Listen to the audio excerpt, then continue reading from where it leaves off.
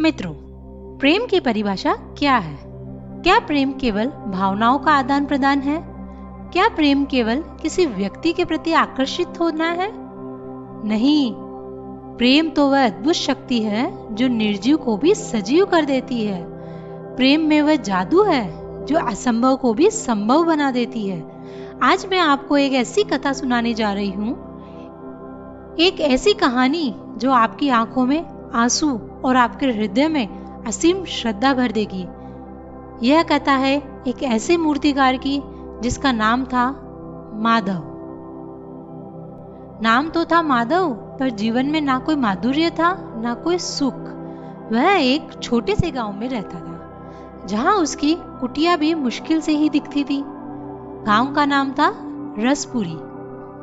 पर माधव के जीवन में कोई रस नहीं था। वह केवल मिट्टी और पत्थरों से खेलता रहता था, जैसे कि किसी बच्चे को अपने खिलौनों से प्रेम हो। माधव का शरीर दुबला पतला था, कपड़े फटे पुराने, पर उसकी आंखों में एक अद्भुत चमक थी। एक ऐसी चमक जो केवल प्रेमियों की आंखों में होती है। वह प्रेमी था अपनी कला का, प्रेमी था भगवान का। उसकी पत्नी का नाम था श्यामा। श्यामा भी माधव जैसी ही थी, शांत, सरल और भगवान पर अटूट विश्वास रखने वाली। वे दोनों दिन रात मेहनत करते, पर कभी पेट भर भोजन नहीं मिल पाता था। गांव के लोग उन्हें पागल कहते थे, मूर्ख कहते थे। क्या होगा इस माधव का? लोग हंसते हुए कहते थे। दिन रात पत्थर घिसता रहता है, पर न कोई मूर्ति बिकती है न कोई उसे काम देता है। लेकिन माधव को इन बातों से कोई फर्क नहीं पड़ता। उसकी दुनिया ही अलग थी। उसकी दुनिया थी उसकी कला, उसकी दुनिया थी उसकी भक्ति। माधव ने अपने जीवन का सबसे बड़ा सपना देखा था।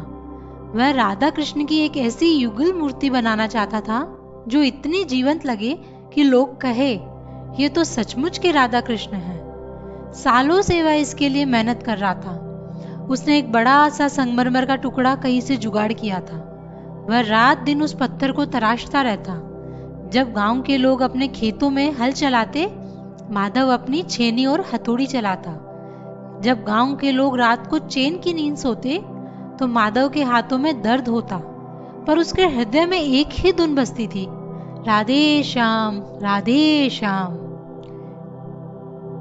एक दिन माधव की कुटिया के सामने से गांव का सबसे धनी व्यक्ति सेठ धर्मपाल अपने हाथी पर बैठकर जा रहा था। उसने देखा कि माधव एक पत्थर को घिस रहा है। वह रुक गया और उपहास करते हुए बोला, अरे माधव, क्या कर रहे हो? क्या इस पत्थर में भगवान को देख रहे हो?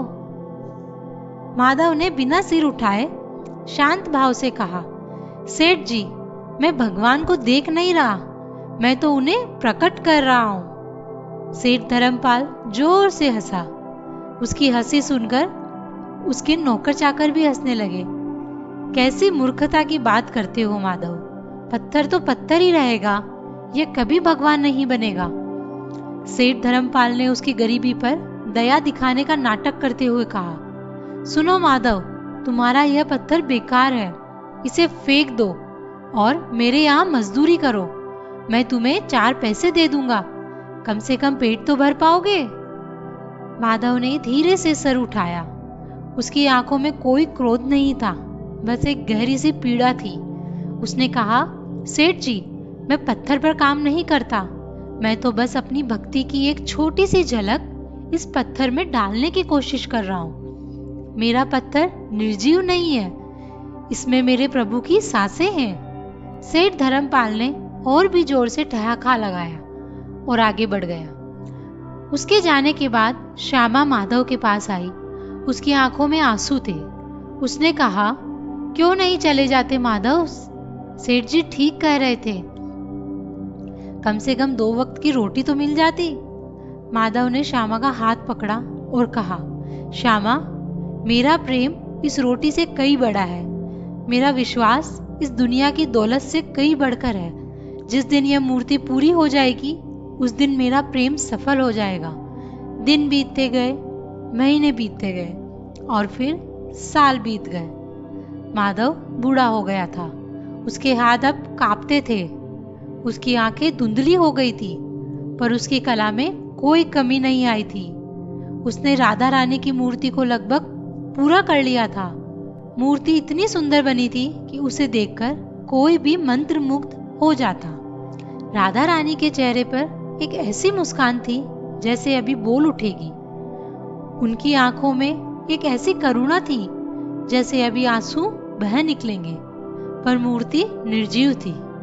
कितनी भी मेहनत कर लो, कितनी भी श्रद्धा डाल दो, एक पत्थर तो पत्थर ही रहता है। माधव को ये बात पता थी, पर उसके हृदय में एक आशा का दीपक जल रहा था। एक दिन गांव में बहुत बड़ा सूखा पड़ा। नदियां सूख गई, खेत खलियान बंजर हो गए।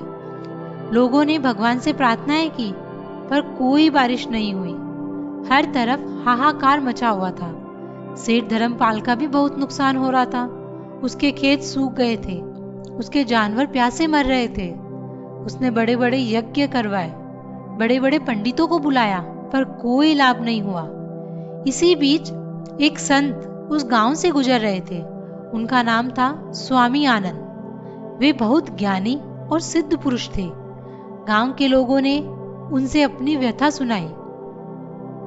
स्वामी आनंद ने कहा, मैं तुम्हारी मदद कर सकता हूँ, पर मेरी एक शर्त है।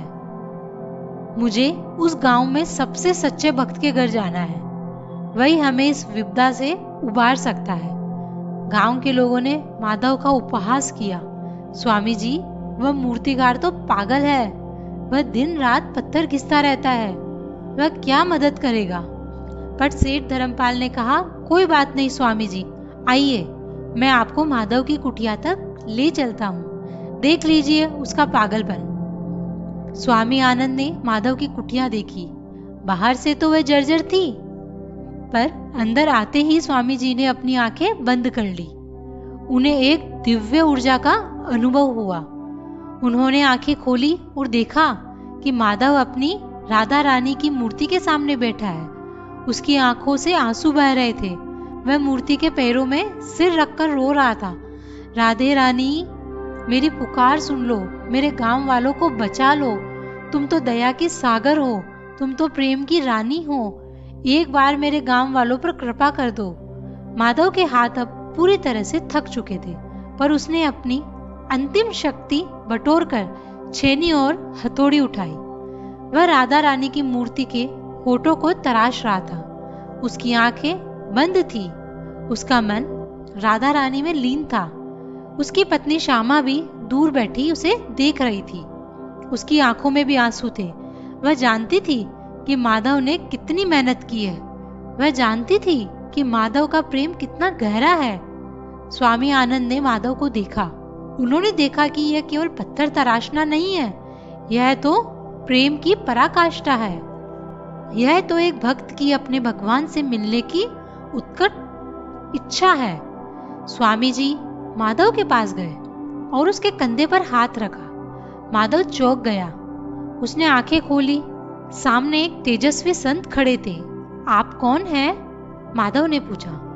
मैं आनंद हूँ, तुम्हारे दर्शन के लिए आया हूँ माधव, स्वामी जी ने कहा। पर मेरे पास तो कुछ भी नहीं है स्वामी जी, मैं तो एक गरीब निराश्रित मूर्तिकार हूँ, माधव ने कहा। नहीं माधव, तुम मूर्तिकार नहीं, तुम तो एक प्रेमी हो, एक भक्त हो, और तुम्हारी यह कला नहीं, यह तो तुम्हारी भक्ति का साकार रूप है, स्वामी आनंद ने कहा। फिर स्वामी जी ने माधव से कहा, माधव, तुम इस मूर्ति में प्राण क्यों नहीं डाल देते? माधव ने कहा, स्वामी जी, मैं तो बस एक मूर्तिकार हूँ, प्राण डालना तो भगवान का काम है। स्वामी जी ने मुस्कुराकर कहा, तो फिर तुम भगवान से क्यों नहीं कहते? उन्हें पुकारो, उन्हें बुलाओ, प्रेम से, भक्ति से, सच्चे हृदय से पुकारो। माधव ने अपनी आंखें बंद कर ली। उसके भीतर का सारा प्रेम, सारी पीड़ा, सारी निराशा और सारी आशा एक साथ उमड़ पड़ी। उसने अपनी सारी शक्ति बटोरकर अपने हृदय की गहराई से एक पुकार लगाई, राधे राधे राधे। और जैसे ही उसने ये पुकारा, एक अद्भुत घटना घटी।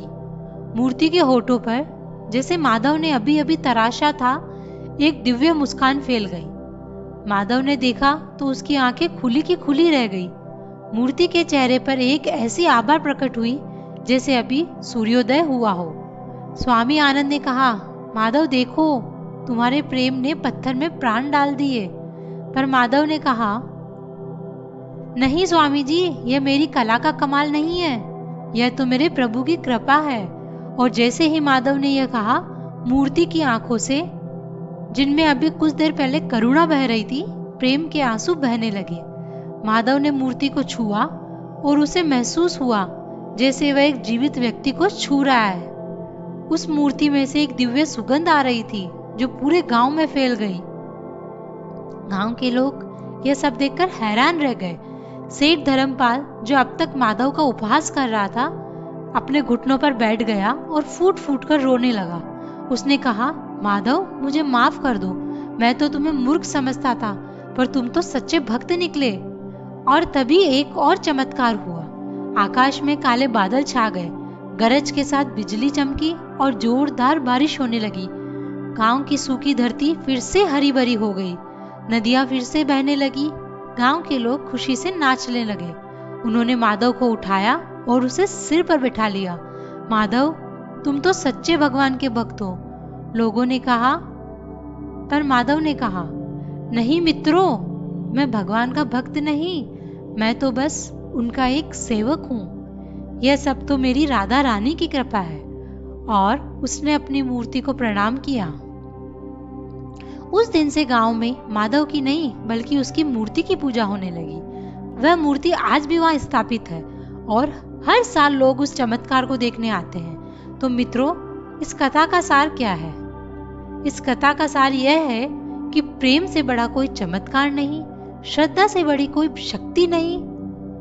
जब हमारा हृदय शुद्ध होता है, जब हमारा विश्वास अटूट होता है, तो भगवान स्वयं प्रकट हो जाते हैं, चाहे वह पत्थर की मूर्ति में हो या हमारे हृदय में। बस हमें उन्हें पुकारना आना चाहिए, प्रेम से, सच्चे मन से, राधे राधे कहते हुए।